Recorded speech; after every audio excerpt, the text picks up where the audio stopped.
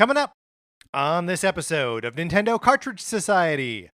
Waka waka waka waka waka waka repeat 99 times. It's dangerous to go alone, so the Nintendo Cartridge Society goes with you.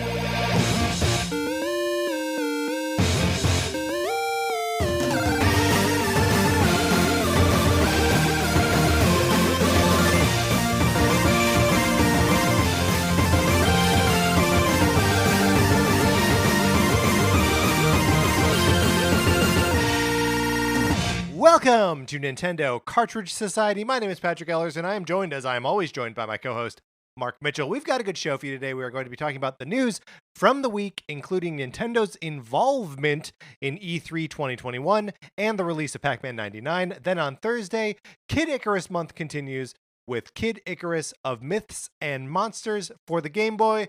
But Mark, in the meantime, how you doing? I'm doing great. I feel like I owe everybody a little bit of an update on the electric kettle that I bought months ago at this point. Oh, wow. Because we're going way back here. Okay. This was a saga, a personal journey for myself. Right. I needed a new electric kettle. My husband and I bought a new electric kettle. We got like one of what we thought was one of the fancy ones that you could set temperature controls. We did not like it. We returned it. You were intimidated by it? I was intimidated by it. Yeah, I failed to grasp the complexities of being the owner of one. I felt like somebody who adopts a dog from the shelter with high hopes and then panics and is like, I can't do this. Returns the dog, and that was my experience with this tea kettle. I just could not handle the complexity of the tea kettle, so I ended up just getting the standard tea kettle where it has one switch. It boils the water to be way too hot. You cannot drink it until it has cooled down significantly, but it's real easy. Anyway, now, Mark, I would have assumed that this was the end of the saga, because it sounds like you've reached a resolution here. Yes, and Patrick, you're exactly right. But I felt like I owed everybody an update, letting them know that we're still very happy with the dumb, boring kettle that we got. What color is it? Is it one of those white ones? It's like glass. It's clear. Oh, okay. Yeah, I see. I am sitting in the room right now with the air purifier that we bought last summer, which I love. And it is it stands maybe like 1.5 feet, 2 feet tall, and it's white, and has sort of a cylindrical shape to it. And I probably mentioned this when we got it about a year ago. But we have these R2-D2 stickers that look like the faceplate of R2-D2, all of the little knobs and stuff. And so they're just plastered right on him. And it looks, I just called the air purifier him. So it turns this, appliance into a charming, other member of the household. So I was going to say, if you find your kettle to be too intimidating or too strange in your house, you can always turn it into a Star Wars robot. That is a good tip. And so I hope all of our listeners who tune in for small appliance updates from our lives are satiated, and we promise an update in the next few months, of course. Also, one other piece of information about the air purifier. The brand is Winix, Winix, which is the only thing that's printed on the front of it. And then, we have all these stickers over it. And Sarah misread it by just reading it quickly and didn't catch the second I. So she just called it Winx, Winx. And so that's what we just call it. That's its name. Its name is Winx. I love it. It's the best. Speaking of things that we name, this is an all-time bad transition to the introduction of the Sonic Forces borrowing program. Would you like to borrow my copy of Sonic Forces for the Nintendo Switch? You can. All you gotta do is email us at nintendocartridgesociety@gmail.com and give us a mailing address where I can send you what is actually my copy of this game for the Nintendo Switch, and you can play it for as long as you want. One caveat is that you may actually get my real copy of Untitled Goose Game, a game that, Mark, I've still never played. I've only ever sent around to people. I'm sending out 2 different copies of what appear to be Sonic Forces. One of them is actually Untitled Goose Game. There's no controlling when it happens, when it's Sonic, when it's Goose. it just, we're all left up to the fates on that one. But it remains, as always, the perfect program. Absolutely. Maybe a less perfect program you will have to tune in to find out. We are doing Kid Icarus month this all April long. Last week we talked about the original Kid Icarus on the NES or the 3DS 3D Classics version. And this week we are discussing Kid Icarus of Myths and Monsters on Thursday's episode. That's a Game Boy game. You can get it on the 3DS for $4, I believe. So check it out, play along with us. We will be breaking it down. And then next week, April 22nd, we will be discussing Kid Icarus Uprising, also on the 3DS. Mark, I don't want to, we had done a little like teasing before about how we were doing with the original Kid Icarus, but I feel like of Myths and Monsters should remain cloaked in mystery until Thursday's episode. So we will say nothing, because I do have a question for you, but I will I guess I'll pose it off mic. I will leave it. We will leave Wow. Of Myths and Monsters purely cloaked in mystery. I'm fine with that. I mean, I think it's appropriate. We will get into it on Thursday's episode, but there is so much mystery about this game from like the player and like development side. Like I think it's only appropriate that it remain cloaked in mystery. Sounds good to me. Mark, let's get into what we've been playing this week.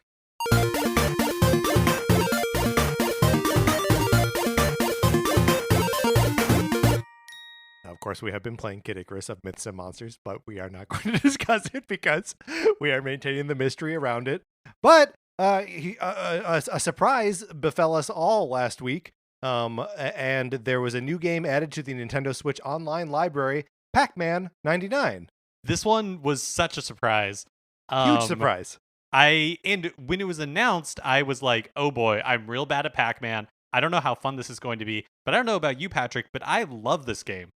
Yeah, it's fantastic. I mean, one of the things, like, Pac-Man is one of those games that I always like think I like, but never have. Like, I've never played the Pac-Man like Championship Edition or Championship Edition DX. Those versions that have like modernized it and like made it fun. And so like most of my Pac-Maning is like from in the arcade or playing like Miss Pac-Man, and I just don't have like the game under my fingers. But I feel like Pac-Man 99 has now absolved me of that. Like, I feel like I am now more or less fluent in Pac-Man. Yeah, it's interesting because like I am not particularly good at like when I'm playing Pac-Man by myself. Like I've of course played it as like a kid. I've played it at arcades and stuff like that. But Pac-Man is not a game that I particularly like want to go back to very often. But I found like Pac-Man 99 to be really addictive. And I think it's because, I like Tetris 99 a lot, but I generally like if I can break the top 20 in Tetris 99, I feel like that's a good match. For Pac-Man 99, maybe because it's like early in the game's life, and so like whatever like metagame that's going to spring up around it hasn't really been fully developed yet. But like I was doing well. I never won, but I could get like top 4, top 3. And I just thought it was really fun. I thought it like took the mechanics of Pac-Man and made them completely crazy. And because you are playing Pac-Man, but there are, in addition to the targeting options like you have in Tetris 99, where you can say, you want to target the people who are attacking you, or you want to target people who are about to die, or like all that kind of stuff. There's an additional amount of options like that I don't entirely understand what they do.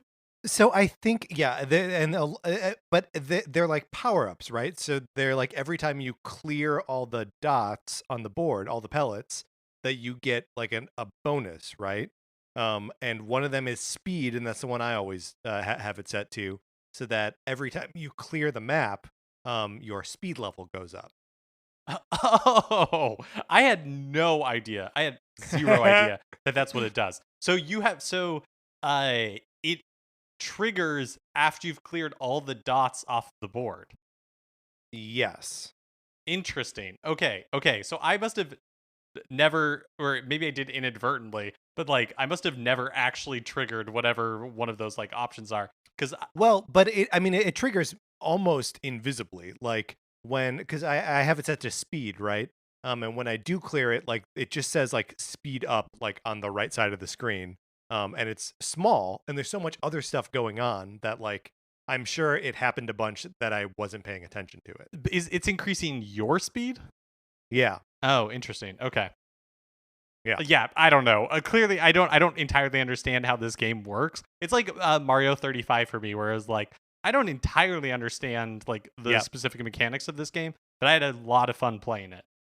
yeah. It's I really like it. It's got these like little rails of um I don't know, like ghost pellets, like pellets that look like the little ghosts that add a trail behind one of the ghosts of like just extra little bodies behind it, so that when you eat a pellet and get powered up, that you just like chomp a bunch of ghosts in a row. And there's nothing more satisfying than when you get like a couple of those chained together and you're just like chomp, chomp, chomp, chomp, chomp, chomp, chomp. It is It's super satisfying. super fun. Do you know what, another mechanic that like I don't know how they get placed on your board, but there's like the red Pac-Man Yeah. that like show up and they are just stationary on your board, but if you run into them, then you die. And So so, or do I they think they're move? they're only stationary when you have gotten like the power pellet. Oh, okay, okay. But Yeah. like what puts those on your board? I'm assuming it's something from the like you can send over that you send over Yeah, to that's my somebody guess else. as well. But I don't know how you do that because those ended up getting me more often than not. Like that ended up being the Yep. thing that would end my life is because I would have a bunch of those on the board, and when ghosts are chasing you, you just run out of options of where you can go. Yeah, yeah, yeah, exactly. And even when you get the power pellet and all the like white Pac-Mans that are chasing you kind of disappear and the ghosts are running away from you because you can eat them. The red Pac-Mans are they're not moving, but they can still get you. Yeah, yeah. But it's if you have a Nintendo Switch Online and you haven't checked it out yet, I really recommend it. It's interesting Yeah, how me too. different each of these like battle royale type games have been. Like Tetris 99 and Pac-Man 99 are probably the closest to each other, and yet are so completely different in the ways that they play. I never would have guessed that this 99 thing would become like a franchise that I am excited about and that It's like so good. it's so good. Yeah. I mean, it's such a smart way to recontextualize like classic arcade style gameplay, right? Where it's just like, what is a satisfying loop to do, and then like, yeah, make that competitive. And it works perfectly with Tetris. It works pretty well with Mario, and it works perfectly with Pac-Man. Like, it's just the perfect way to package these arcade experiences. Totally. What I mean, this could probably be a whole episode of this show, but like, do you have any like 99 hopes for the future? Yeah, I can't even hazard a guess. One because like I don't know arcade games that well, Sure. like it's just not something that I am particularly passionate about. But I think the fact that like Mario 35 was a thing, the possibilities are kind of Yeah. endless. Yeah, totally. Um yeah, I don't really have a good pitch for what I would like to see next. How about you? Yeah, I mean, like, Donkey Kong 99 like comes to mind first, of like just cycling through those like four levels of the original Donkey Kong um would be cool. But also like if it's opened up to the classic NES games, like let's see, like an Excite Bike 99 could be Ooh, that could cool. be fun. I saw um people like half joking online about an Urban Champion 99, and if you're would be good. it would be interesting if Yeah, nothing right. else. I mean, but like to that point, like you could do like a Double Dragon 99. Like it could actually work, of like sending enemies over to That would be your cool. opponent. Oh, Like that'd that'd be be so so cool. fun. Like a Castlevania 99. I mean, really, like it's easy for me to list these games because I don't have to come up with how they would work. But yeah, like a Exactly. Castlevania 99 would be awesome in theory. Mega Man 99. Shut up. Yeah. It's so good. Um Bubble Bobble. so Bubble Bobble? oh, yes, Bubble Bobble 99 would actually be like legit perfect. Um yeah. And then, all kinds of arcade games that we're not even all that familiar with. How does Qbert work? Qbert 99? No one knows. Um, or like Ice Climber 99, Balloon Fight 99, like these basic things where like the hook of the gameplay is interesting or intriguing, and it's just like the fact of the way the games are laid out that makes the experience seem so limiting. If you just plug that into the 99 formula, it just immediately feels different and better. What about A Boy and His Blob 99? And it Sure. includes some of the elements from the like the most recent like Majesco reboot. And so you're sending like hug attacks to other like people. And so the hugs are just like too strong. It's just like Oh no. squeezing too hard. Oh, And you're so gonna you pop the blob. Yeah, that's good. I mean, they should just never stop making these games, especially when they're free to subscribers. It's also nice that, like, obviously we're getting this, I think, because Mario 35 is gone, right? That like they took one game off the service and we're like, okay, here's another one. Um, but as far as consolation prizes go, like I'll take it. I think this is better than Mario 35. Yeah, I mean, I definitely it was more approachable, I will say. Like, Yeah, it's immediately apparent what's going on. Whereas Mario 35 had um, things that were just too opaque from the beginning, where you're like, yeah, well, okay, I'm selecting a level, but I don't understand what it does. I don't understand why the levels are being shown in the order that they are. right. Like, just like that kind of stuff. It wasn't as immediately like hooky as both Tetris 99 and Pac-Man 99, where you're like, well, I know how to play Tetris. I know how to play, I know the Yeah, mechanics of this. And so it's just more apparent, I think, readily apparent yeah. than Mario I agree. 35 ever was. There's also something satisfying about that like single screen experience for both Tetris and Pac-Man, where like the entirety of the game just exists on this static board, and you never like move on. But like Mario, necessarily you're running through worlds and stuff. Um, but man, what a cool thing! What about just regular Mario Brothers, not Super Mario Brothers, but just like Mario Brothers 99? Oh, that could be fun. You know, the most I ever played of a version of that game was when it was included in Super Mario Brothers 3 in like the Yeah, multiplayer oh, part of it. so good in Super Mario Brothers 3. So okay, beyond Pac-Man 99, I have found that I'm going back to Hades, a game I will probably never stop playing. Um, but it's yeah, I don't have anything new to say about it. I have like completed the story in that game. I think to the point where I'm not going to get any new story content. But there's still some like relationships and stuff that I'm shoring up there. And I just it's so smooth and so fun. And this morning I played through it 3 times, beat Hades all 3 times, and felt like it was a different gameplay experience all 3 times. Um, it's just a wonderful, perfect game. If you haven't checked it out yet, you definitely should. All right, that's what we've been playing this week. Let's get into the new releases and what we might be playing next week. Today, April 13th, the rare book mention in new releases. Today, Ask Mm-hmm. Iwata, Words of Wisdom from Satoru Iwata, Nintendo's legendary CEO. That is the exhaustive title of the book, is released. It is a book that I believe came out in Japan 1 or 2 years ago, but has been translated into English and is being released here. It is, I think, like like nuggets that have come from the Iwata Asks series of interviews that used to be published around the release of a new game on Nintendo's website. And then possibly from other places. I don't exactly know. I pre-ordered this book when it was announced in English, and so I'm getting my copy tomorrow. But Oh, exciting. I genuinely don't entirely know what I'm getting. Other than I think it's just like things that Iwata has learned, philosophies from like his life, his work and development, and also from like him talking with Shigeru Miyamoto and things like that. So I'm looking forward to diving into it and discovering a little bit more about what it is that I bought exactly.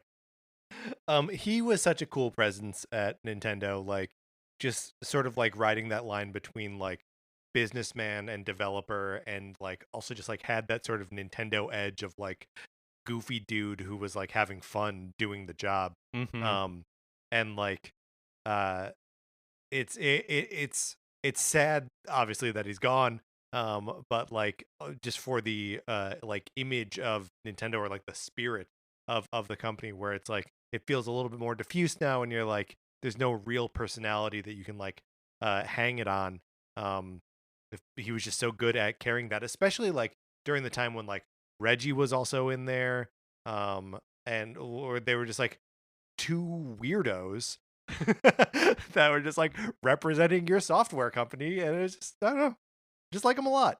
Yeah, it was like your big personalities that were willing to be silly, right? Which Yeah, you don't really see a lot of from like respected business people. And so yeah, it was a very unique and I think special era of Nintendo for yeah. sure. And then on Thursday, April 15th, Saga Frontier Remastered is released Oh on the Switch boy. eShop. So, Saga Frontier was released originally in 1998 for the PlayStation, and I've never played it, but it's interesting seeing the footage for Saga Frontier Remastered, and it immediately like is pushing all of my like nostalgia buttons, even though it's a game Hmm. that I've never experienced. Just like the look, the music. Um, I'm always drawn to these remasters or to these JRPGs that exist from a time that like looms large in my memory but that I haven't never experienced. And so I don't know that I'm necessarily going to purchase this, but it is very like when I'm in the shop, like when I see it in the shop window, Yeah, I'm where like you're like, pressed up against the oh. glass. It looks very Hmm. appealing. Yeah.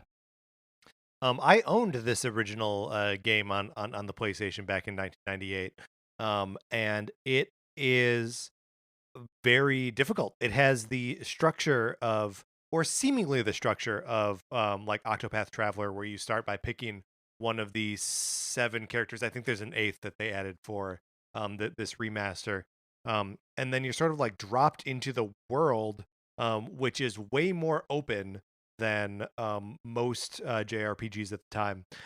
I remember most of my playthroughs ending when I'm like defeated by a level 80 enemy that I accidentally stumble onto by like taking a rocket to the space or something, and just like it being like super difficult and never really wrapping my head around it. But I think I have a little bit of like Stockholm syndrome with this game, because like I sort of really do want to revisit it and like try to understand it. But Mark, this is one of those situations where you need to tell me not to buy this this RPG. Well, see, here's for selfish reasons, I'm not Yeah, going to you tell do you to want me do to. that because I Oh, do want you to buy it Mark. and tell me if it's good. I was doing a little bit of reading on it, and like I feel like now with the internet and all the guides and people who are like have played this game before, that it might be easier to get into. There are recommendations for which characters to start with because they have Sure. like the more linear stories. And then of course, as with a lot of these Square Enix remasters, they have added things like you can speed up, the how quickly you walk on the overworld. You can speed Right. up the Battles battles. and So stuff. like Yeah. all that kind of stuff, which I think being able to like tweak those little things can potentially make um getting through some of these older RPGs a lot easier, or at least with less hassle. Right. At least more palatable. I Yeah. don't know. I mean, I already have Final Fantasies 9 and 7 sitting on my Switch, which I played maybe 9 for like 4 or 5 hours, and 7 I haven't even turned on. Okay, well, so we'll have to check in next week and see if either of us caved and bought Saga Frontier Remastered. You know what I've been doing for these games that I'm like tangentially interested in but not ready to purchase is I've been utilizing my like wish list, because then it's like Smart. I won't necessarily forget about it, and Nintendo sends you an email when it goes on sale. And so then you're like, right, this game that I was interested in, and now it is both good for me in the sense that it jogs my memory, and good for Nintendo in the sense that I'm like, oh, and now it's cheaper. Perhaps I should purchase it. I will say that if I do get into this game, it won't be in the next couple weeks, just because we are wrapping up our Kid Icarus of Myths and Monsters experience now, which again we are not talking about. And then we got to dive into Kid Icarus Uprising, which is a much bigger, longer experience. Any of that'll probably happen in like early May at the earliest. At which point we'll probably be trying to like catch up with like Pokemon or whatever. All right. Those are the new releases. Let's close this segment out. Which brings us, of course, to a regular segment on our show. It is time for 433.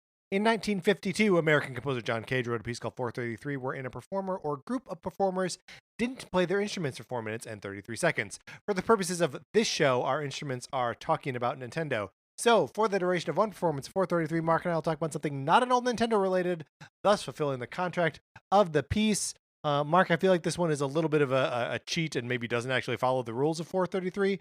But we are going to, this is a suggestion from Alana, determine what the video game or movie adaptation of Nintendo Cartridge Society would look like. Which one do you want to tackle? Should we do video game? I feel like we should do movie because I don't know what like is the video game version of this is just like a Hypnospace Outlaw where you're just like cruising video game sites and like picking out news stories that are interesting. I mean, I feel like it could be a good game. I feel like it could be anything, right? Like it could be potentially could be like a platformer starring us. But yes, I think I think a movie makes sense. I think we should definitely do the movie version of this. So I will posit that I think that this should be a musical, no matter whether, it's animated or live action or done with puppets. I think it should 100% be a musical. And scored by the inimitable 8-Bit Betty. Yes, absolutely. Yeah. Right. So we're talking like an 8-bit chiptune musical. Never been done. Never been done, but why hasn't it been done? And then what do you think? Animated or live action? I think live action. Okay. And obviously you and I aren't playing you and I, right? No, that's right. Okay. So who do we get to play us in the movie musical version of Nintendo Cartridge Society? Ooh, that's hard. That's difficult. This is hard. Maybe we should loop back around to it because it's also like, I feel like I get a lot of, or I have, I don't. No one has seen me in the last year, so like I haven't gotten it at all. But there was a long time where I got a lot of you look like Topher Grace. I got a lot of that for a while. And then at one point, someone told me that I looked like Vince Gilligan, the writer of Breaking Bad.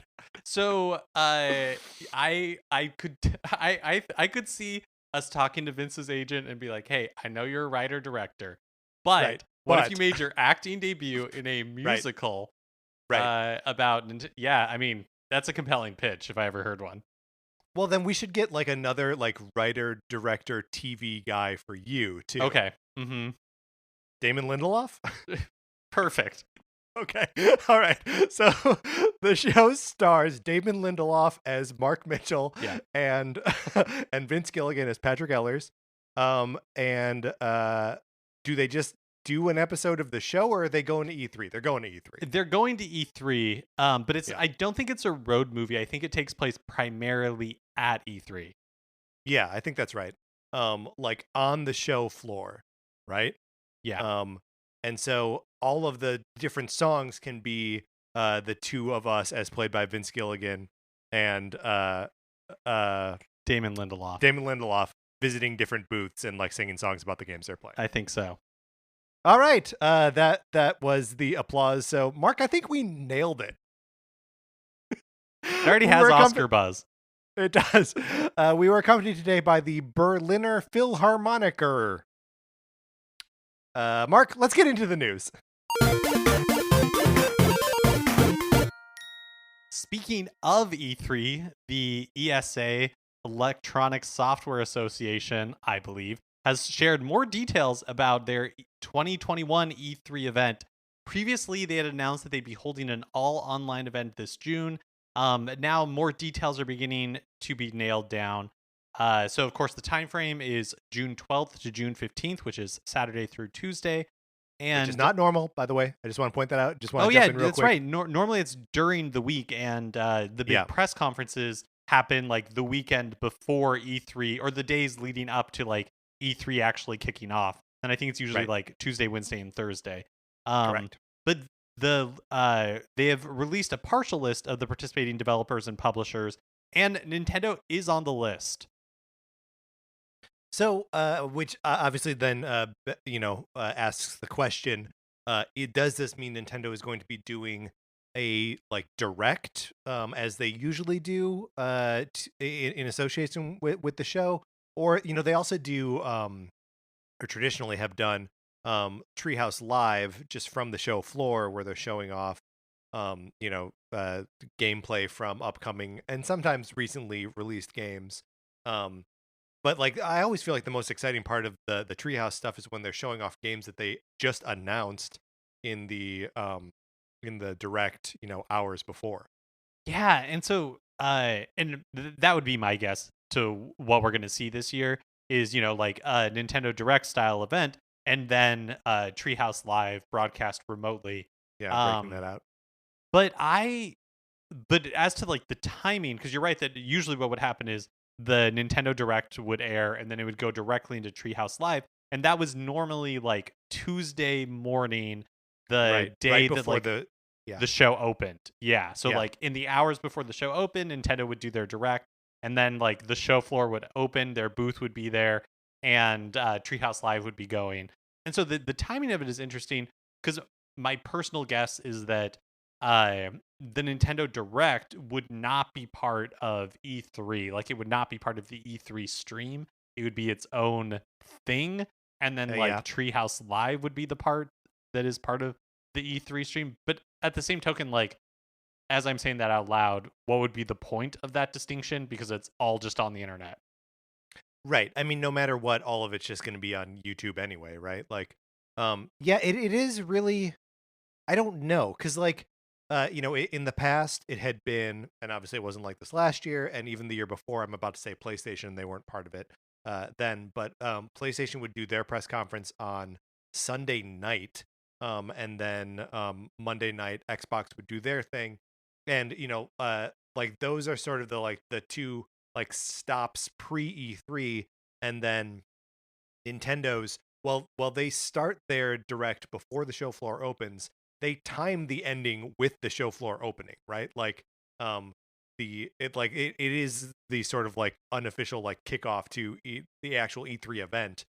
Is Nintendo doing their thing? But it wouldn't make sense for them to like do something Friday night. Like Nintendo's not going Yeah, to the put out a timing of direct it's on going to be Friday night. Like interesting. what is going to happen? Or are they just gonna, and they're not gonna stick on Tuesday either, because like they need to be showing off those games during the week. I wonder if we'll get the Nintendo Direct on like a Thursday the week before.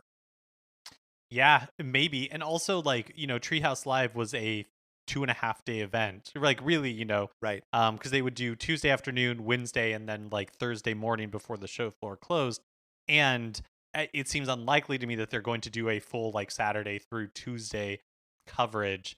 Um, Yeah, it's a good point. yeah, Saturdays, I mean, maybe it doesn't matter in the age of streaming, but Saturday just seems like a weird day for these companies to be doing.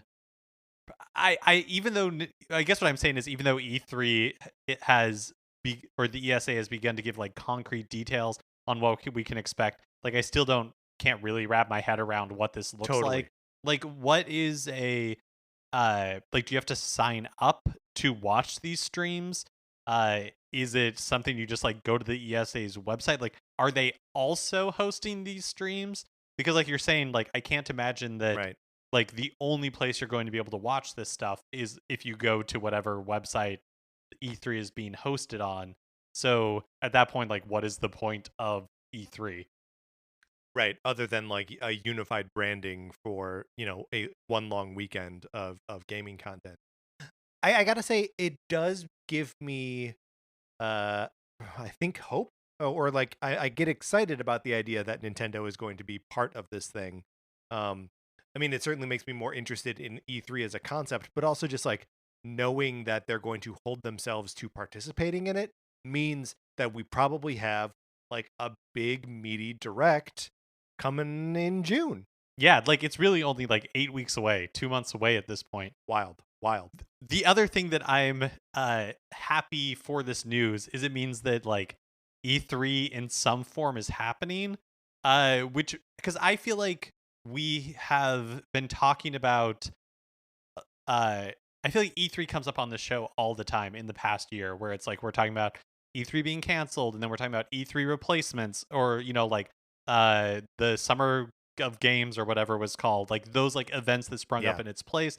I feel like E3 has been looming large in one form or another as just like a sign of the times, whether it's happening or not happening. totally. And Mhm. so to have it be happening even in a virtual form, I kind of find comforting in a way.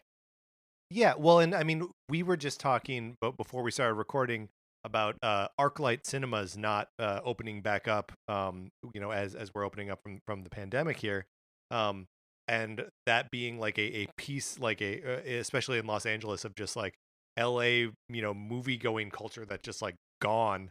And that feels like something we really lost during the pandemic, right? Like an institution that just failed is just gone. And E3 didn't happen last year, right? In really any capacity. And even though it's not a physical event this year, the fact that it is like taking some form and has participation from Nintendo and a couple others that we'll talk about in a second, means that it may be then also be back in 2022 in like a physical, real form. And like, I don't know, that's the kind of like hope I need of like some things will come back. Some normalcy can be achieved somehow. Yeah, completely. Other participants, like you mentioned, include Xbox, Capcom, Konami, Ubisoft, Take Two Interactive, Warner Brothers Games, and is it Koch Media? Coke Media? I assume it's Coke Media. Yeah. Okay. Um, yeah, and that's like a pretty impressive list. Still no PlayStation, but I think PlayStation has just decided that's not a thing they needed to be a part of anyway. Um, Yeah. The heavy hitters, like you're saying, like that I clock missing right now are like PlayStation. EA isn't here, but EA. that is pretty standard at this point. They usually do their own sort of like event, and then Square Enix. Oh yeah, Square Enix is a weird one to be missing from this list. EA does their own thing, but they also like kind of time it to Yeah, right it's like like in the they days yeah. leading up to E3. And it's even kind of interesting to see Xbox on this list as like participating in this specifically because they have been doing their own thing at LA Live, which is like right across the street from the LA Convention Center, and like not like they didn't have a booth on the show floor in 2019. So like I wonder if when we come back to an actual show that Xbox or Microsoft will have a big old booth. Like who knows? Maybe they'll be back. And the other thing I'll be interested in seeing is like they're listed as participants, but what does that participation look like? Totally. Like Yeah. will we have a traditional kind of like Xbox um media event, or will it be something different? Are they just going to be like streaming games that are Yeah. previously announced or have been announced like in their own event before this? So all of that will be interesting to see. The announcement includes this statement from President and CEO of the ESA, Stanley Pierre Lewis, that says, "We are evolving this year's E3 into a more inclusive event and will still look to excite the fans with major reveals and insider opportunities that make this event the indispensable center stage for video games." So there you go. It's a free for people to participate in. It sounds like no one needs to like apply for anything. Everyone just has all the same access. We mentioned that we've both been playing Pac-Man 99 earlier in the show, but we didn't really talk about like the other part of Pac-Man 99, which makes it unique in these, compared to Tetris 99 or Mario 35. And that is that this game has DLC, paid DLC, and kind of like, Tetris 99 also has paid oh, DLC. you're right. You're right. I totally forgot about that. because that's the part that like added the offline element to it, That's right. Yeah. which is actually exactly what Pac-Man. So scratch my whole like preamble to this, because basically it's like what we didn't talk about is how Pac-Man 99 is very much like Tetris 99 in that But not the like Mario 35. right, the offline components are Mhm. behind a paywall. Pac-Man 99 is $30, which again, I'm just remembering this on the fly, but I think Tetris 99 was only $20. I think you're right, although I can neither confirm nor deny. And Tetris 99 for me, the DLC was like an automatic yes, of course I'm buying Yeah, for this. sure. Yep. Yeah. And Yes. the difference in price between 20 and 30 like makes that difference. If this were 20, I would have bought it already. Oh, interesting. Yeah, for whatever reason, like I was with you where Tetris 99, when that came up, it was like, yeah, I'm 100% buying this. For Pac-Man 99, for whatever reason, like I haven't even considered purchasing the DLC. It does come with again like a lot of the stuff that you would need for an offline mode. So it has a CPU battle mode where you play against 98 computer opponents. Um, but it also allows for playing with your friends. So it has password match. So you can like send passwords between your friends and you're all in the same match. It also includes a score attack mode, which is a race to the highest possible score in the original Pac-Man. 3,333,360,000. And then blind time attack mode, where you eat fruit to get more time. 8 Pac-Man arrangements, which I'm assuming are musical arrangements. No one knows. I don't know. 8 Pac-Man arrangements was the bullet point. I don't know what that means. And then there's 20 custom themes based on Namco games, which the video of them that I've seen are like, they're actually pretty cool. Like they completely transform Pac-Man into like a little spaceship or whatever. I would argue that they're all based on Namco games, so it's your mileage will vary on how well you recognize these Namco properties. Some of them I feel like transform it too much, and I don't even recognize the Pac-Man board in it. Also, the part that I'm not clear on is if you spend the $30, do you Yeah, get all the custom themes, or are the custom yeah, themes you additional get all cost? the Okay, themes, got but it. you can also buy the themes separately, and the modes separately too. But if you do that, you'll go way over the $30. The individual themes are $1.99 each, and there are 20 of them, so that's 40 right there. So like they do a good job of like giving you a break for getting everything. But I mean, if you look through the Pac-Man 99 themes, there are probably like 4 that will like look Yeah. interesting and be compelling to you. And so I guess this also kind of answers the question of should we expect this to go away like Mario 35 did? It did No way. like yeah, it wasn't announced as like a limited time thing or anything like that. Just like Tetris 99 wasn't announced as a limited time thing. So this seems to be here to stay. One Oh, thing, Mark, what a great point, and something I had not considered at all. That like if they're selling something for it, then it has to be a forever product. yeah, I mean the interesting thing with Tetris 99 is they did end up selling like physical versions of it. It Yeah, was at the same time that the DLC was introduced. And so um it is, like you are buying a lot of offline modes in addition to a few online modes. So it is possible that someday in the future, probably years from now, but they will shut down the servers and you can no longer play, good like point. online. But it doesn't seem to be a limited time thing where it's like, hey, you have 6 months or whatever to enjoy Pac-Man 99. Do you think that they had, like they still have Tetris Maximus Cups. They had events based around Mario 35. Do you think we can expect something similar for Pac-Man 99? And do you think because like I love the themes that they release for Tetris 99 when they do these Maximus Cups. Since they already have so many themes with this, I wonder if they will do something different.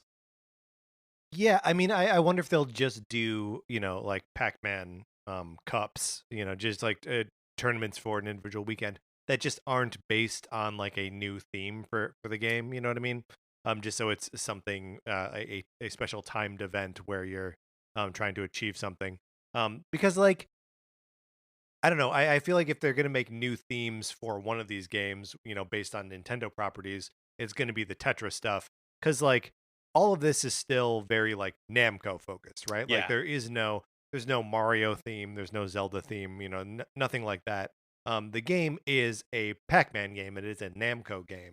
Um, and I guess if there's a big Namco game coming out exclusive to Nintendo, they'll do a theme for that. But like, I don't know. It seems like that's probably not a priority or how they're viewing this thing. I yeah, I think that does make total sense. And also like as much as I love the Tetris Maximus thing cuz it's a reason for me to go back to that game Yeah. after I put it down for some time. Like you're right that I wouldn't want Pac-Man 99 to just do what Tetris 99 does. Um but the Mario 35 events where it was like, oh, like as a collective, let's try to kill like 3 billion Goomba or something like that. Yeah. That wasn't enough to draw me back, and so I'm That's a good curious to point. see what they will do with Pac-Man 99. Yeah, well, cause and also the Mario 35 events were like, it's just these levels, but even like these levels, it was still like a string of like 12 levels or something. Um, and like so that would make it like a unique experience for just that time. But I guess I don't know what the Pac-Man 99 equivalent of that would be. Yeah, I'm not really sure either, but I feel confident they will do something, and so I'm interested Yeah. to see what that ends up being. Yep. Nintendo president Shintaro Furukawa was recently interviewed by the Japanese newspaper Nikkei, and he gave a little insight into how games like Animal Crossing New Horizons figure into the future of Nintendo development, and this is as translated by the website Nintendo Everything. He said, quote, "It's true that our recent growth has stemmed from the need for people to stay at home. Even though Japan's state of emergency is over, people are spending more time at home than before. As games with long lifespans like Animal Crossing become more accepted, we believe this will have a significant impact on future development. We want to provide games that can allow communication between friends and families." Games with long lifespans like Animal Crossing become more accepted. I'm not sure I understand what he's saying there.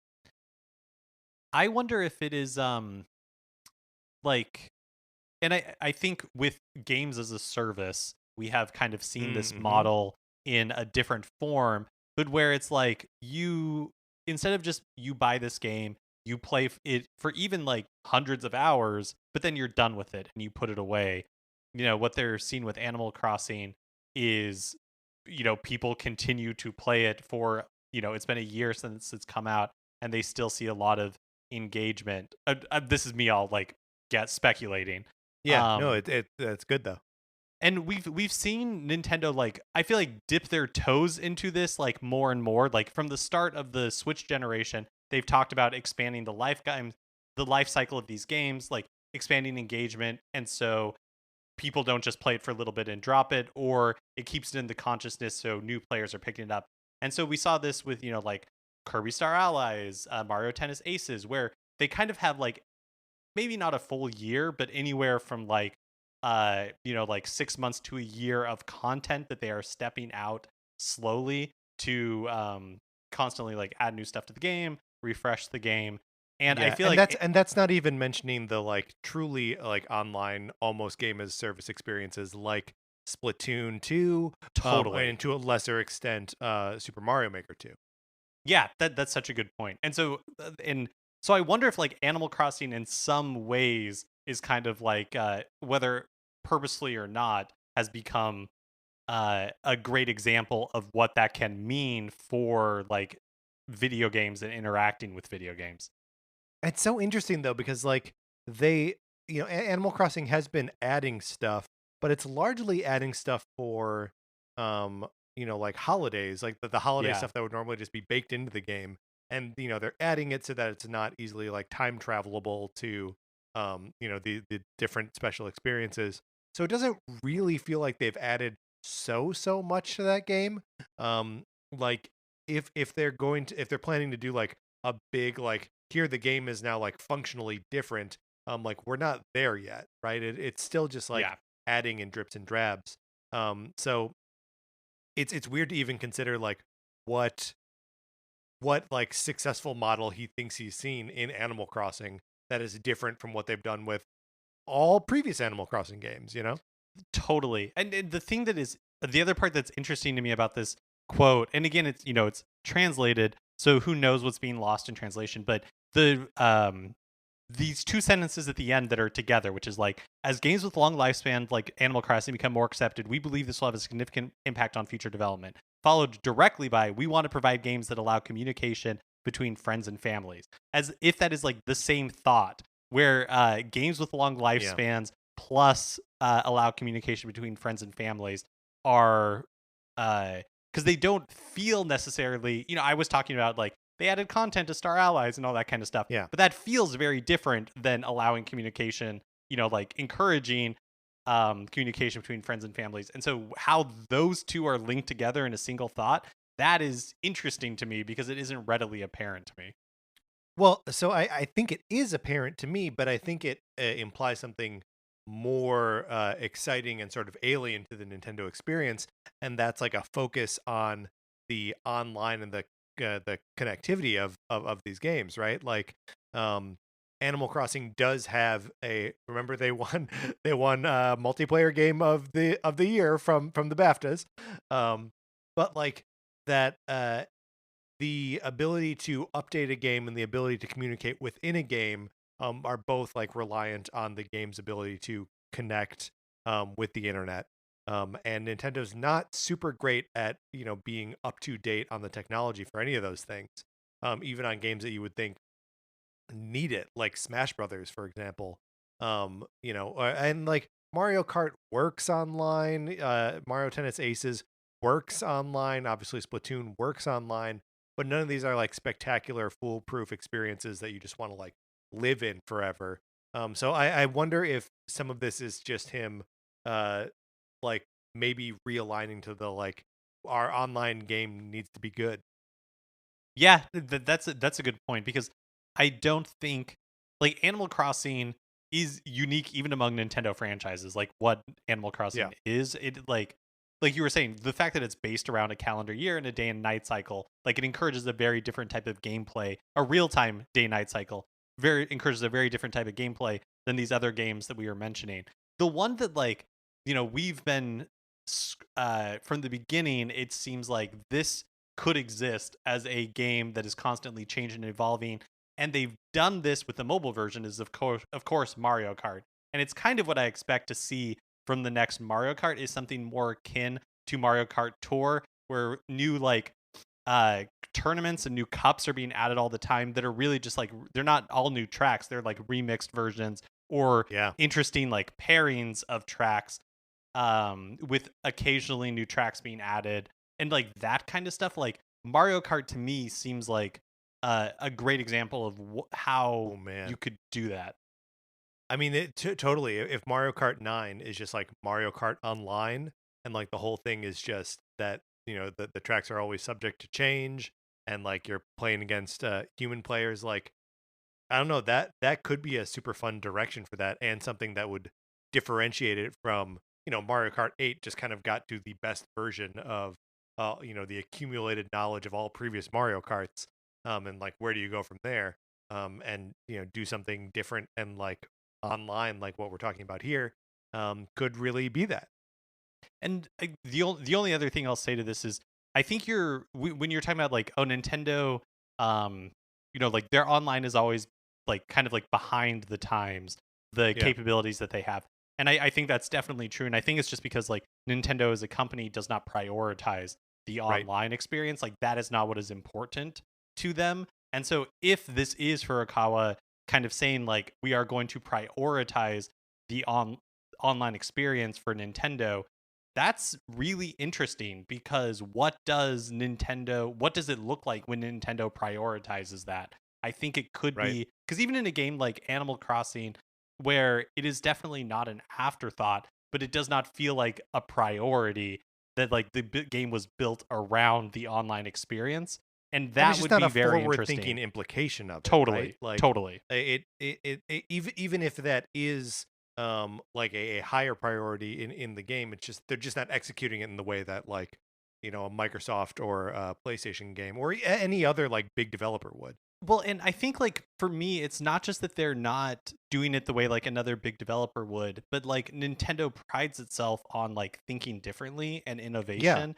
And so Yeah. like Nintendo applying their Nintendo thinking to online experiences is a potentially really exciting idea, to see what they would come up with, because some of it's probably going to be crazy and like not work all that well, but some Yeah. of it could be like pretty amazing to have somebody think differently about the online experience.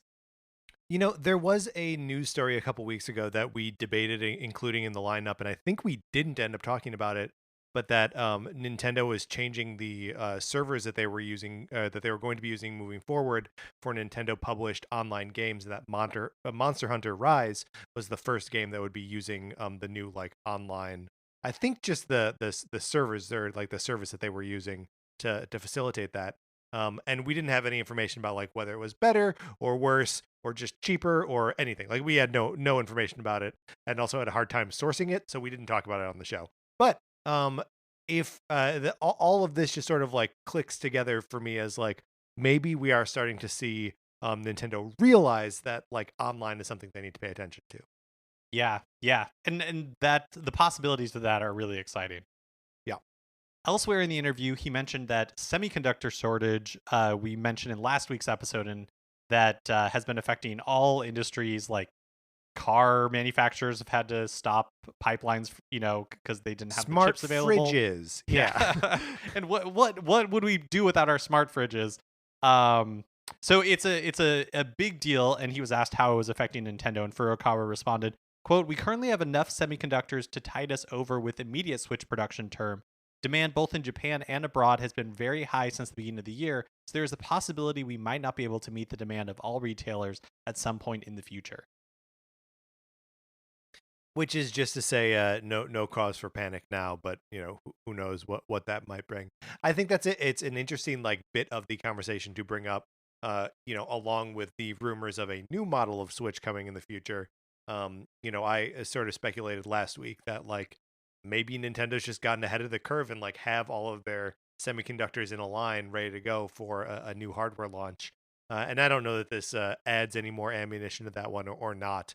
But just something to keep in mind as we keep speculating about a new Switch. Yeah. And it's interesting he says that they've been able to meet demand. Maybe they have, but like it's constantly sold out on Amazon in the Yeah, US.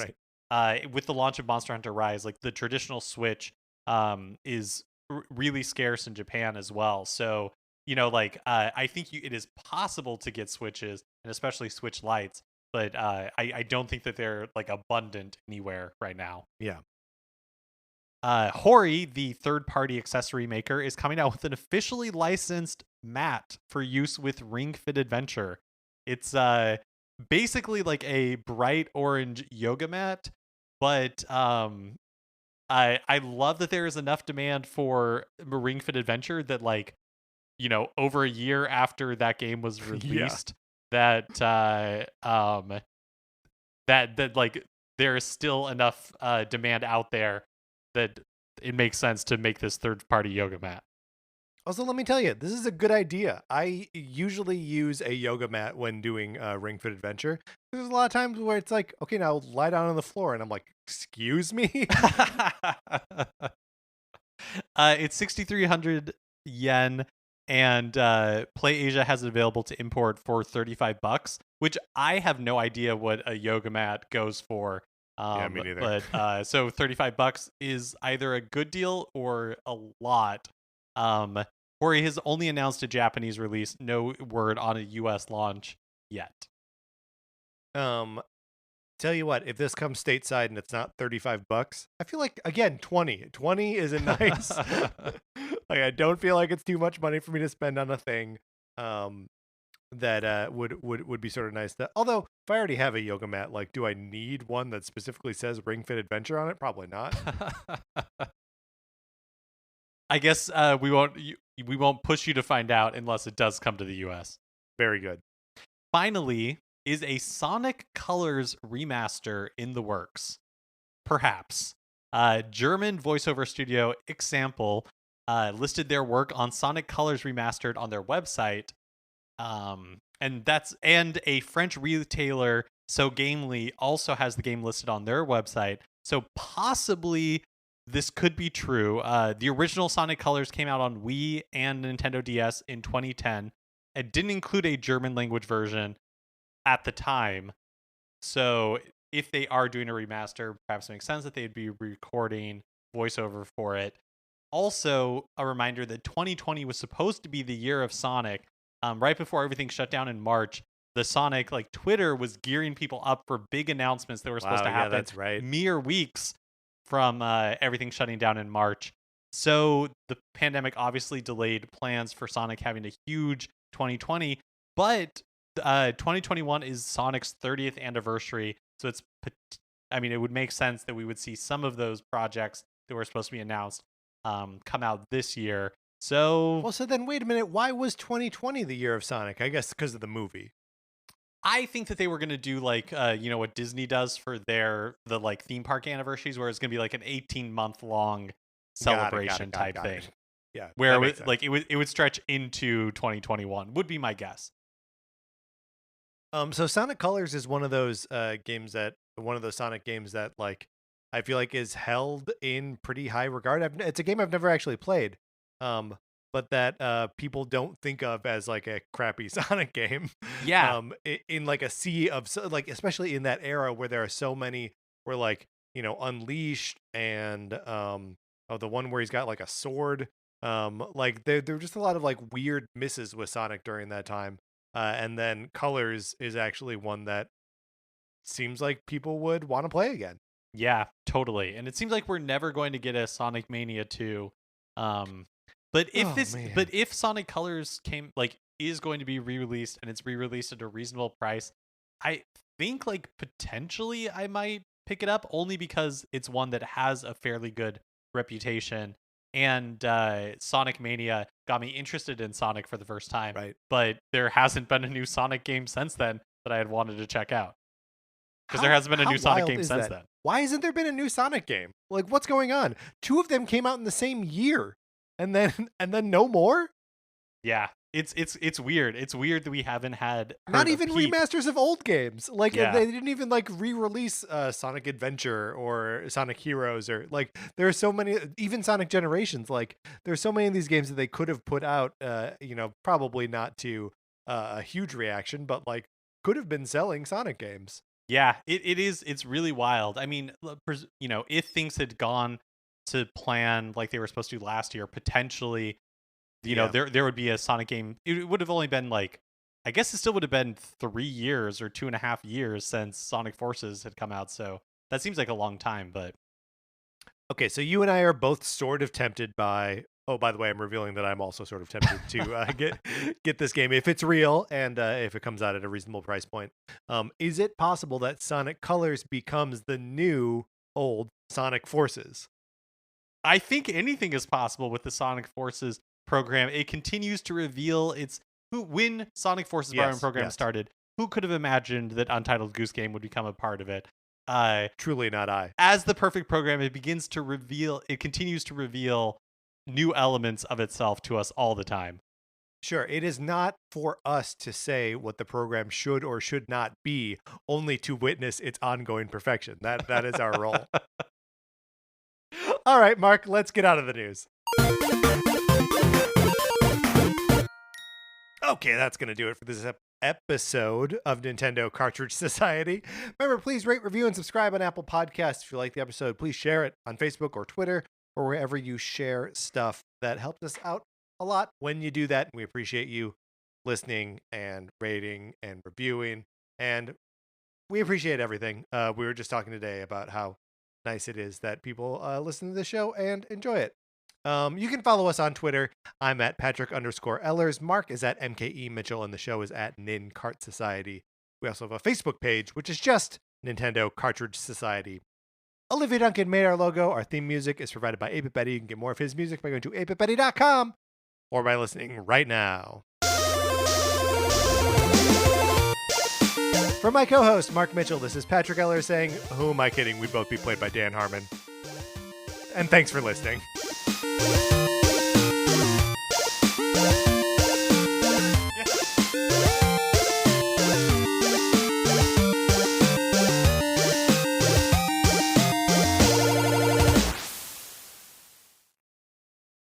Hey, Oscar, Rachel, do you like Disney movies? Yeah.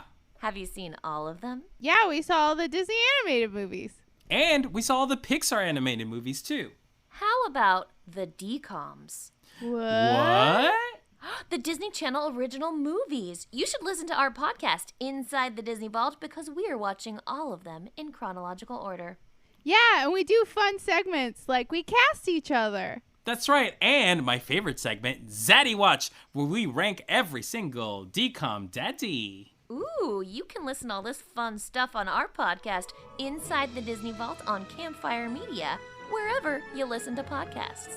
All right, guys, let's get back in the vault. It's cold out here.